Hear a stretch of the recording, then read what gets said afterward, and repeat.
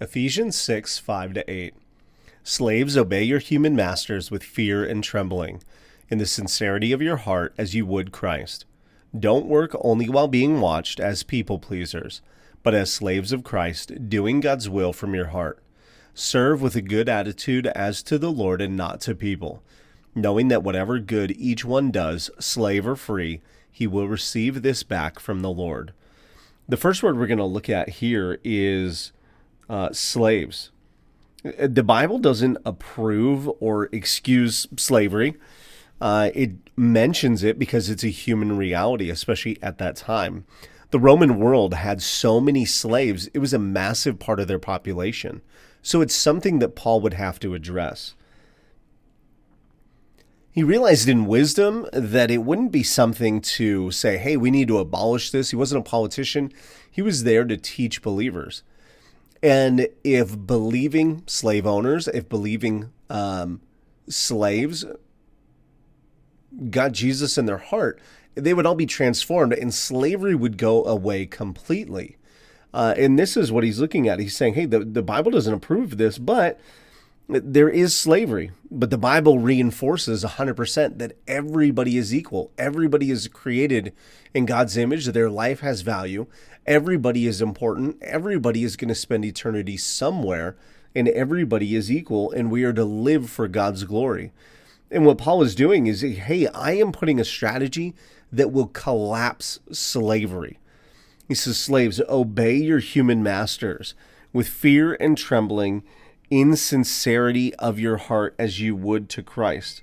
And it says, okay, in sincerity of your heart as you would to Christ. Paul understood this. He was a slave. He says, hey, I get it. I am a slave right now too. I'm a prisoner to a system, and I'm in jail right now. Involuntary to human people, but voluntary to Christ.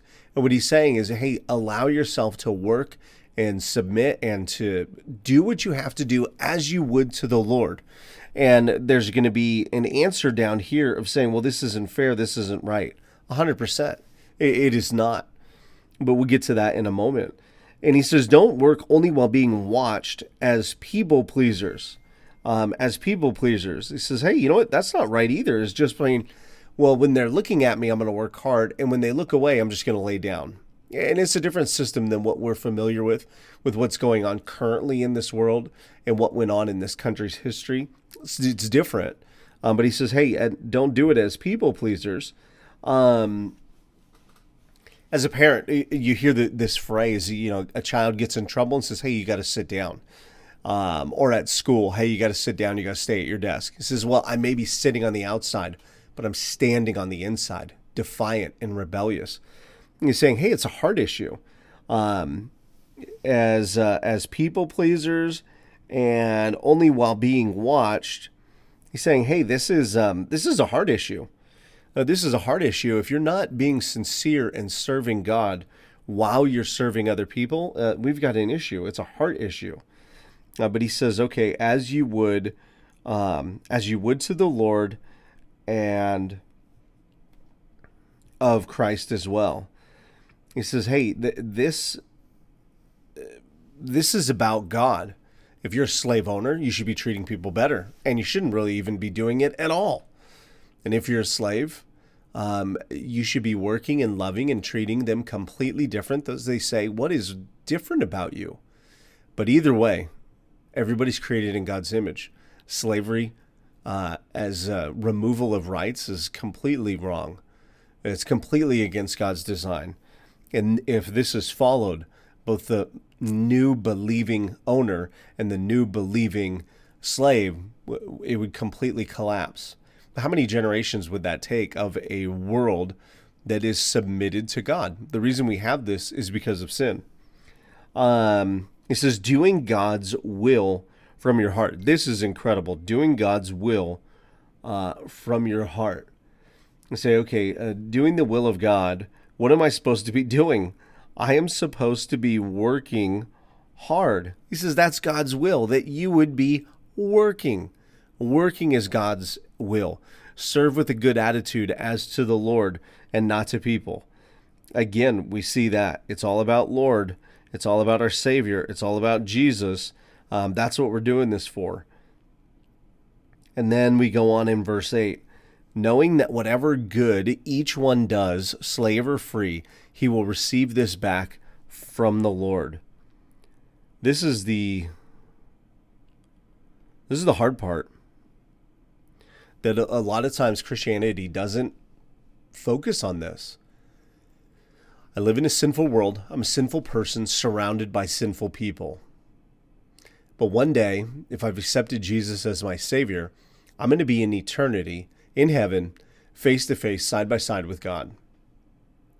And He will reward me.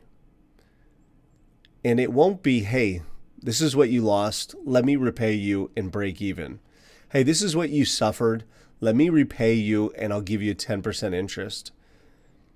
It says, we will receive this back from the Lord. All the suffering, all of it on earth.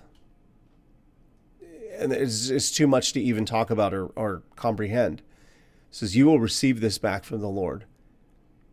One moment face to face with God will erase all the pain and suffering, everyone on this world. We need to remember that as believers, that we don't get discouraged of, man, I can't believe I lost my job. Man, I can't believe I went through this. I can't believe I went through that. Now I'm mad at God. The attitude is, God, this is awful. And you can hear me say how awful it is, but I'm not going to get mad at you. I'm still going to serve you. And I know that you will repay me way beyond I can ever imagine. That's the imagery when it talks about Jesus will wipe away every tears. A soldier would go off to war and he'd leave a jar with his wife for her to cry in and collect those tears. And when he would return, she would hand it to him and he would take it, essentially saying, all your tears have been worth it. I've returned. It's all worth it. I'm repaying you. And God's using that same imagery of saying, hey, the tears you've cried here on this earth, I will repay it. And my treasures are huge and I will repay it times a lot. So if you're suffering, if you're going through this, saying, okay, God, how do I work hard? How do I serve other people? And how do I stay encouraged and be a good light and example to other people, realizing that you will repay me for my suffering here on this earth? Not that you owe me, but because you love me.